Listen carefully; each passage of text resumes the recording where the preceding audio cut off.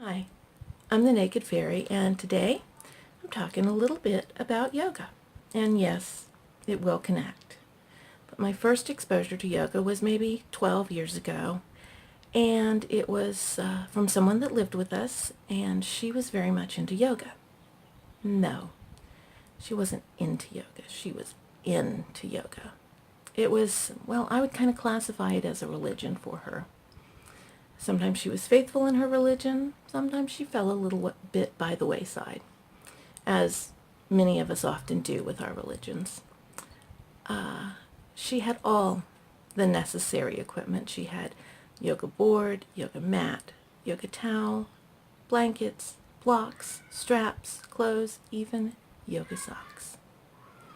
Her method of doing yoga was to get into a pose and hold it anywhere from like 30 minutes to an hour. And like the most devout of worshipers, and I do say that kind of tongue-in-cheek, she wanted to convert us all to her house of worship. So she would, what very much felt to us like nagging, be all over us about we should be doing yoga. It would change our lives. So one day I finally went, okay, I'm going to try to have an open mind. I'm going to give this a try. Unfortunately, she started with some poses that really worked for her, but kind of pushed some buttons with me in regards to balance and feeling stable. And it was quite a while before I would consider yoga again. Many years later, when I did start to look into yoga, I discovered that, like a lot of things in life, yoga is, well, there's definitely some wrong things you can do, but for a lot of it, there's no real particular right way. There are different schools of yoga. There are literally hundreds of poses once you get variations in there. And the length of time you hold a pose is really about what works for you. I started out with laying down yoga because I was in very bad shape physically. And I will tell you that while I do not worship at the house of yoga, it is a very useful tool in my toolbox, both physically and mentally and emotionally. It helps my body to feel better, and it kind of helps put me in a better place psychically. My style of yoga, I rarely hold a pose more than about 20 seconds. Mine is more what I would categorize as mindful stretching. It involves a lot of flexibility poses, and I don't so much meditate as I try to stay checked into my body. Sometimes I go through a routine that I have learned from what I consider a very good yoga app. And sometimes I will hold just a few poses for longer periods of time because my body's going, this particular area needs this particular stretch. I've learned to make yoga my own, and it's one of the things I like about it. You don't need special equipment. I now own a yoga mat, but for the longest time I just did it on my bedroom floor. I do have some particularly comfy sweats that I like to wear, but recently I've been doing my yoga naked.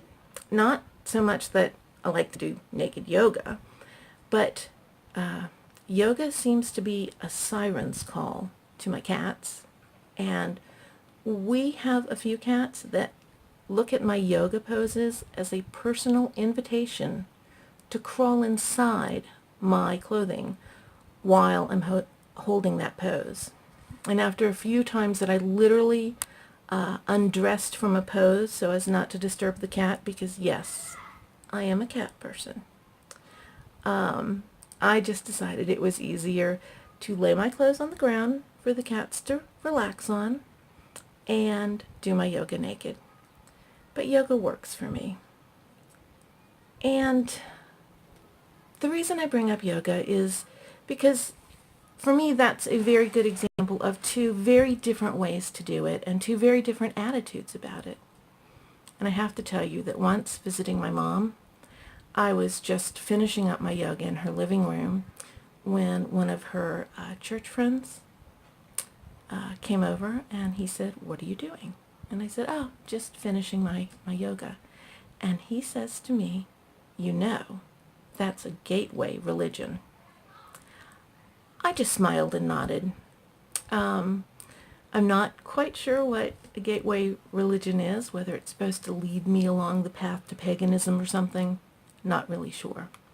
When I visit my mom, I kind of mostly stay silent. I can talk the talk because I was raised that way, and it has informed a lot of my thinking, so I can do it with some authenticity. But my beliefs have changed very much, and I just don't talk about the ways that they've changed because, well, for all the unhappiness with my mom, I do love her, and she's getting up there in years, and there's no need to rub it in her face that I've rejected something that she values highly. But to hear it called a gateway religion, I can tell you that yoga is not really a religion. It is a meditative practice. And again, like so much, you make it yours. And that's a lot like recovery is. You make it yours. There are definitely some things you shouldn't do. Addiction is not a part of healthy recovery. Even substance abuse that isn't true addiction is not part of healthy recovery. You may not be to healthy recovery yet. Baby steps.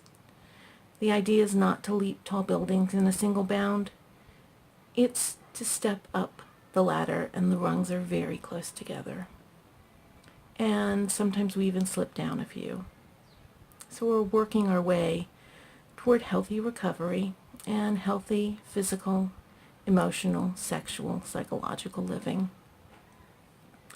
And that is very much like my yoga journey. It started off small, and now it's a more regular part of my life that I actually miss when I'm unable to do it, like when I had the flu. It's taken me a couple weeks after to get back into a more regular practice.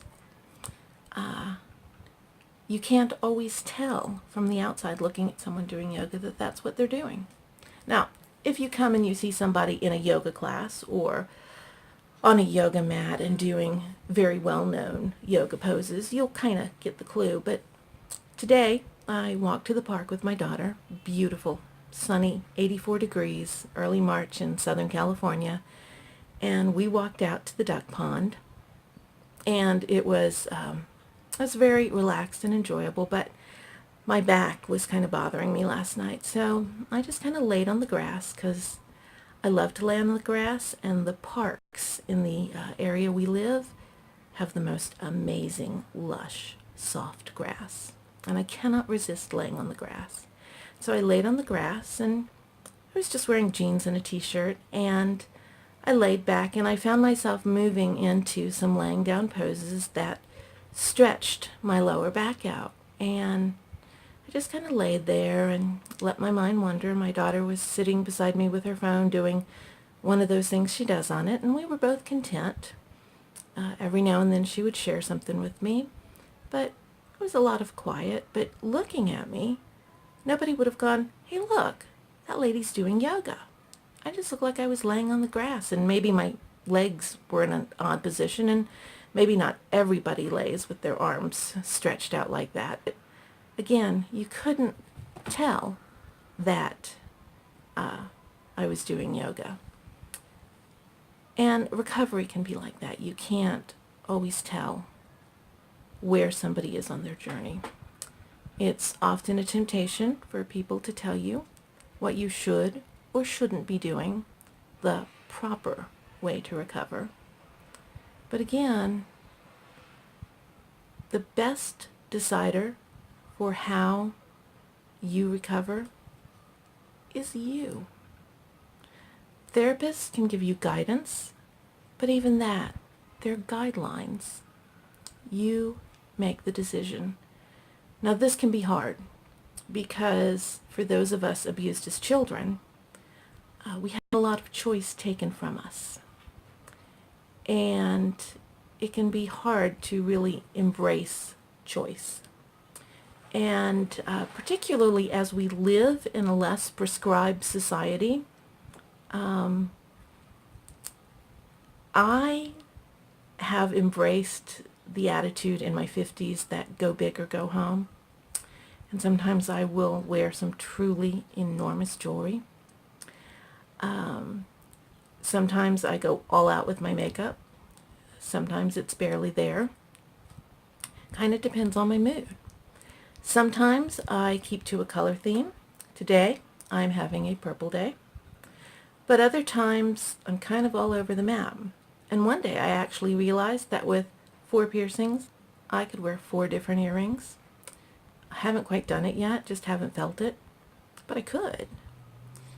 Because we really have a lot more choices than we take. We have a lot more options than we take. I've recently begun playing with non-traditional lipstick colors.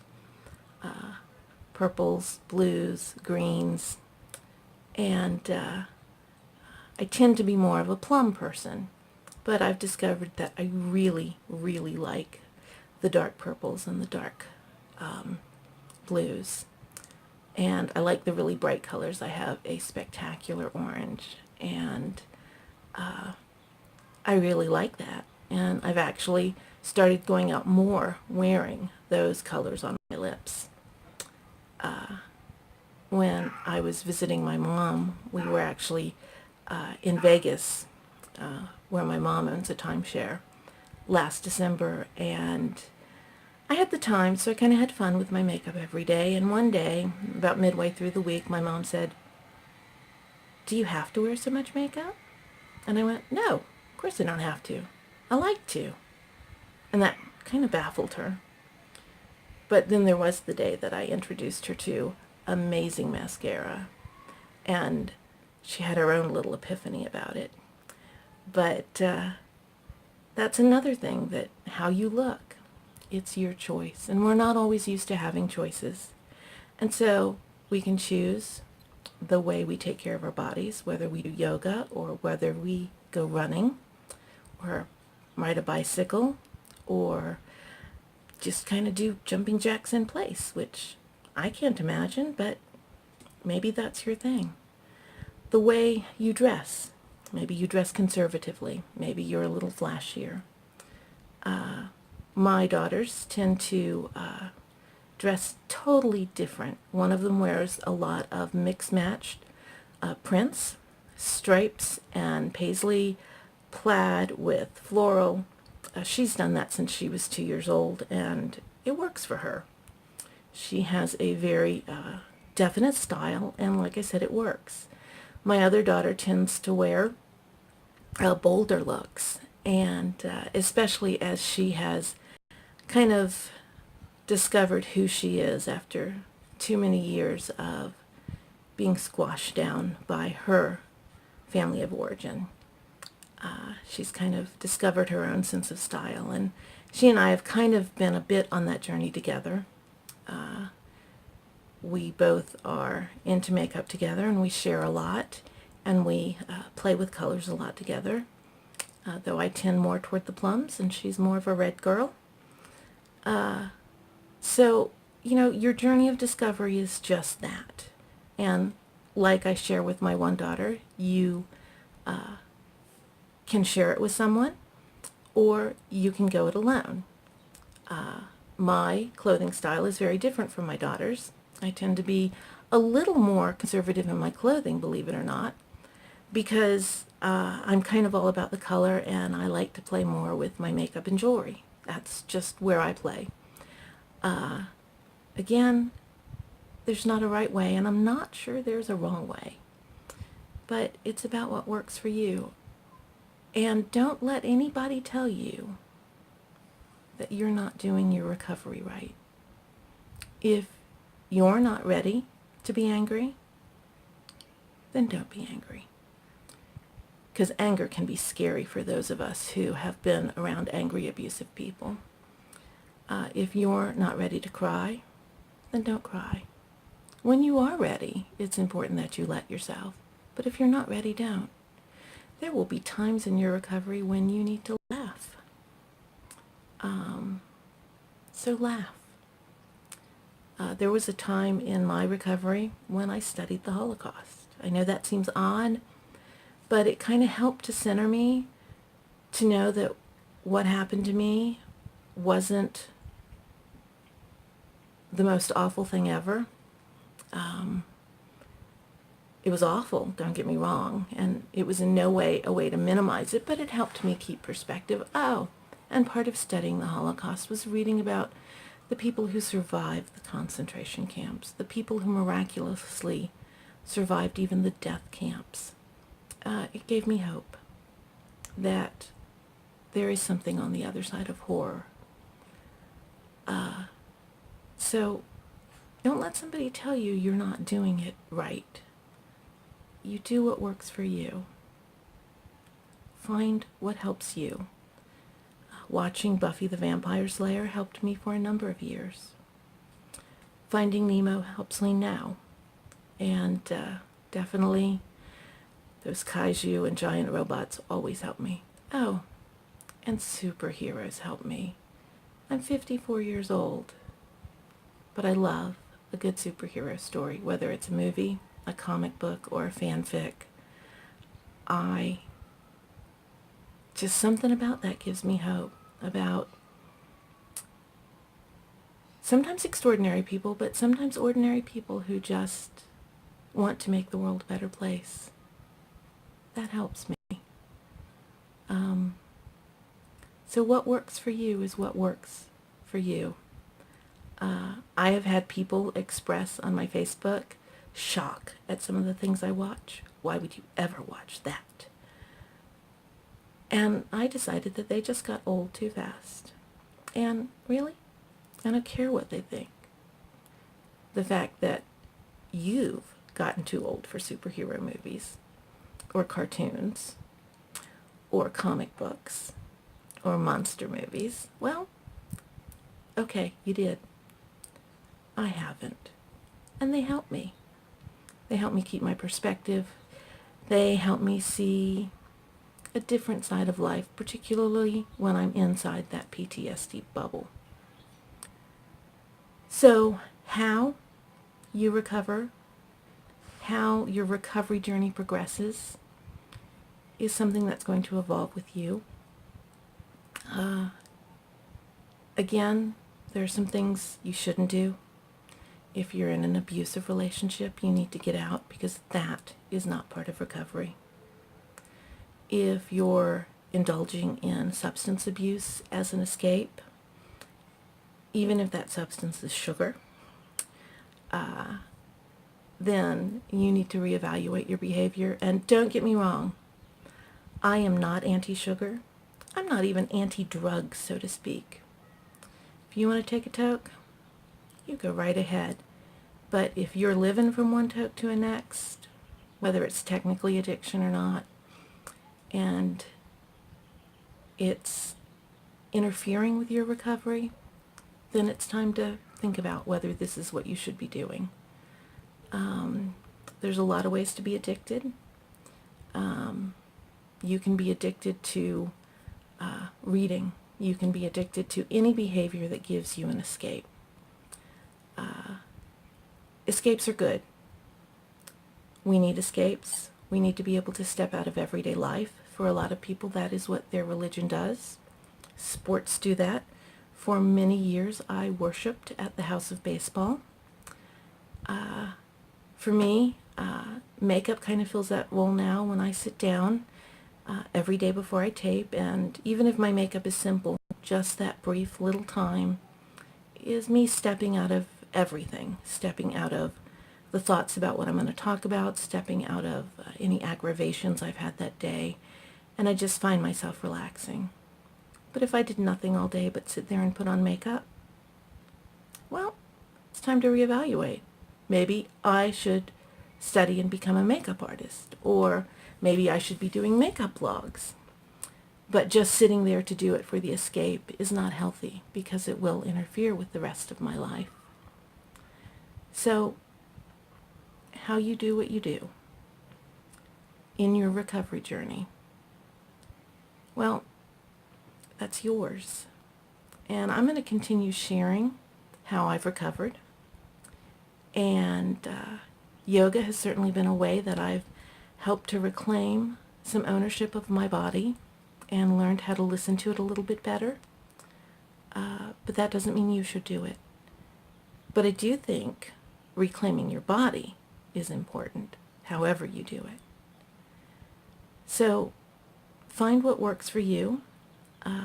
My email is out now at the end of every video because I think sometimes we need strangers that aren't part of us and we're not ready to step out with a counselor or a therapist. So if you want to email me or make a comment, feel free.